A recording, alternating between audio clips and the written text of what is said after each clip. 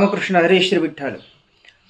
साधारणपणानं श्री गणपती बाप्पा ज्यावेळेस आपल्या घरी येतात त्यावेळेस आपण कोणत्या नियमाचं पालन करावं याचा काय असणारा थोडासा विचार शास्त्रीयदृष्ट्या केलेला आहे. तो असा: घरामध्ये असणारं गणपती बाप्पा आल्याच्यानंतर घरामध्ये भांडणं करायची नाही, व्यसन करायचं नाही, मांसाहार करायचं नाही, जुगार वगैरे असणारं खेळायचं नाही, दारू प्यायची नाही, नशेच्या पदार्थाचं सेवन करायचं नाही, घरामध्ये शिवीगाळ करायची नाही, शक्यतो एखाद्या ग्रंथाचं पारायण किंवा चिंतन करावं, चित्रविचित्र असे असणारे गाणे गणपती बाप्पांच्या जवळ वाजवू नये, तसंच ब्रह्मचर्य व्रताचं पालन करावं, गणपती बाप्पापेक्षा उंच आसनावर बसू नये, उंच आसनावर असणारं झोपू नये, घरामध्ये स्वच्छता ठेवावी, बाहेर आपण जात असताना गणपती बाप्पाचं दर्शन घेऊन बाहेर जावं, बाहेरून आल्याच्यानंतर हातपाय धुवून घरामध्ये यावं, गणपती बाप्पांचं दर्शन आपण करावं, त्यानंतर पुन्हा स्तोत्र पठण करावं, सकाळ संध्याकाळ 2 टाईम 2 वेळेस आरती करावी, रात्री हरिपाठ करावा, भजन करावं, कीर्तन करावं, नामस्मरण करावं,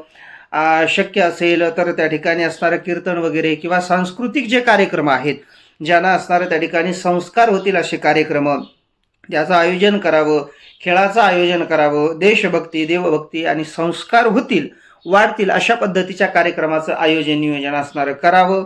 आणि गणपती बाप्पांच्या जवळ विशेष गोष्ट म्हणजे विटाळ तो असणारा आपण सांभाळावा. त्या ठिकाणी कोणत्याही प्रकारचा अपवित्रीपणा, अशुचीपणा, विटाळ असणारं त्या ठिकाणी होऊ देऊ नये. असं या सामान्य गोष्टीचं आणि नियमांचं पालन आपण श्री गणपती बाप्पा आहेत तोपर्यंत करावे. रामकृष्ण हरी श्री विठ्ठल.